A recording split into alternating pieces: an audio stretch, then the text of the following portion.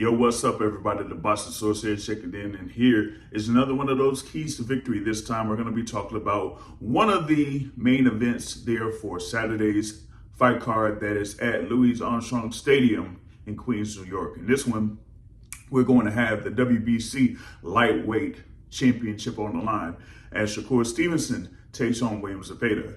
Now, with both of these fighters being a southpaw, that makes this for a fairly interesting matchup. You really see fights of this caliber have a southpaw against a southpaw. So we're going to be going over the keys to victory for Shakur Stevenson and also Williams-Zepeda.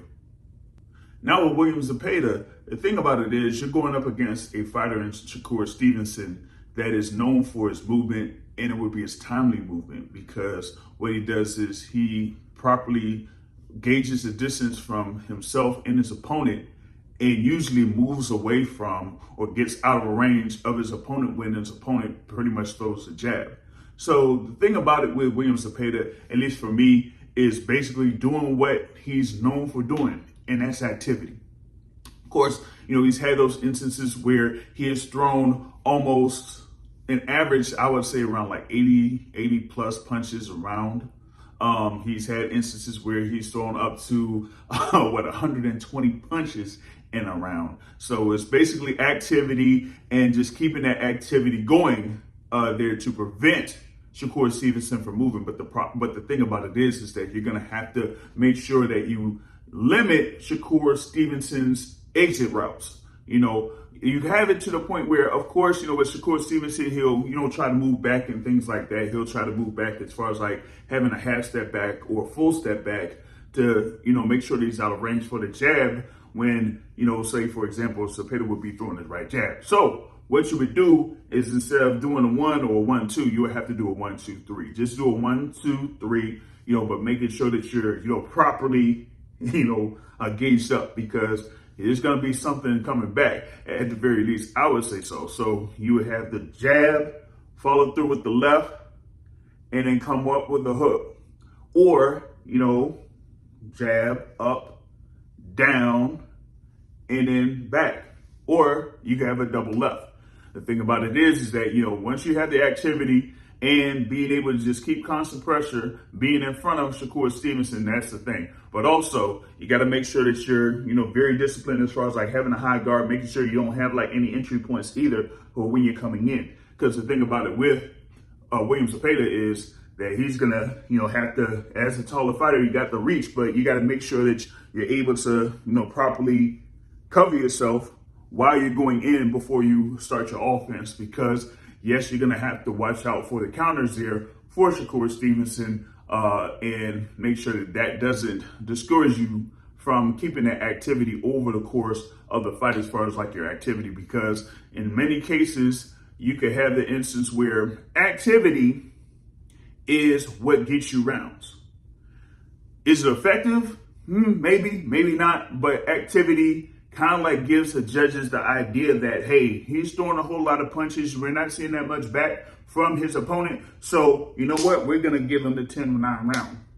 So with that, for Williams-Zepeda, is that he's going to have to make sure that he has, a lot of activity, as he usually does for his fights, but also cuts off the exit routes that Shakur Stevenson could have. The thing about it is that you don't want to give him that ability to do that right off the rip. So as far as like just throwing out the jab and throwing out the jab, no, make sure that you move around first and then you see what Shakur is doing. But if you're able to back him up, that means you could back him up to the ropes or back him up to the corner so that he doesn't have that free space to move back and to move off to the side. You know what I mean? Because of course, you're going to have that lead foot be the right foot for Shakur Stevenson, as he's the southpaw. So he can't have that ability to move off to the side, move that back foot and then step back. You got to make sure that he doesn't have those exit points before you properly engage your offense. So that's what I have there for Williams-Zepeda. Now for the WBC Lightweight Champion, Shakur Stevenson. Yes, he does have timely movement, but for me, it's more about timely counterpunching and making sure that you make the most out of that timely counterpunching.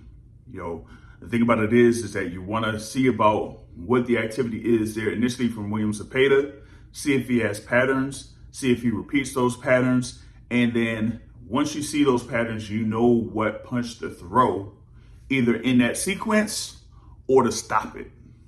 You know what I mean? And for Shakur Stevenson, it would be more about seeing if he has the distance and being able to see if he could land in with the counter right hook, or step in with a left, come through with the left, because the thing is he could step back, because a lot of times he does step back. But also if he does like a half step back and then he sees that he's able to be within range, he could throw a quick right hook.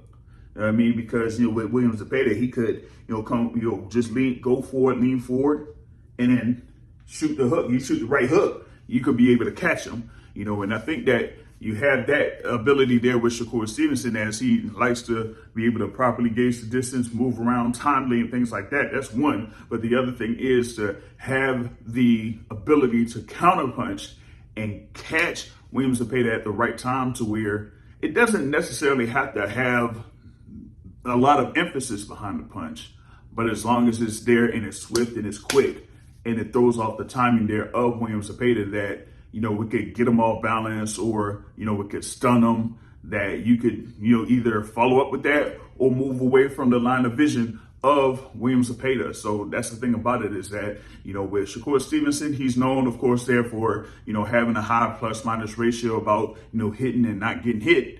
But with Williams-Zepeda and his activity, the thing about that is you want to limit that activity, and to do that, I don't think it's necessarily like, for example, with Shakur Stevenson, what he had against like Edwin De Los Santos, for example. He doesn't necessarily have to do that.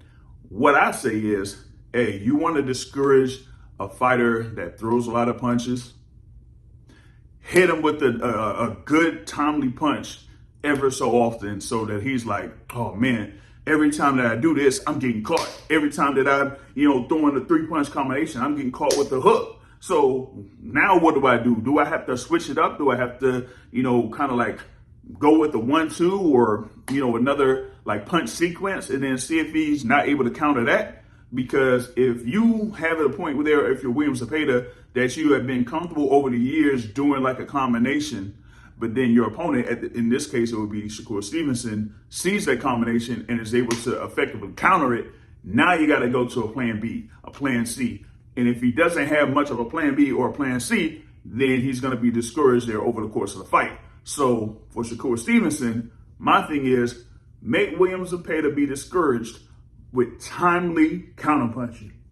So that's what I have there in reference to this fight that's coming up on Saturday at Louis Armstrong Stadium between WBC lightweight champion Shakur Stevenson and, as they say, the mandatory challenger, Williams-Zepeda. Both undefeated, with Stevenson at 23-0, Williams-Zepeda at 33-0.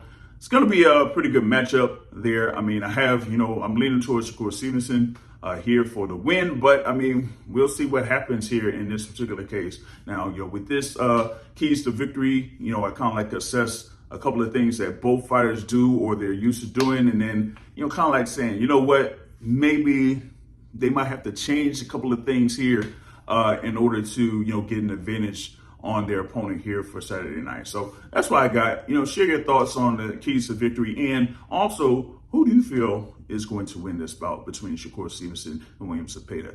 All right. So with that, hit the like button if you like the content, hit the share button.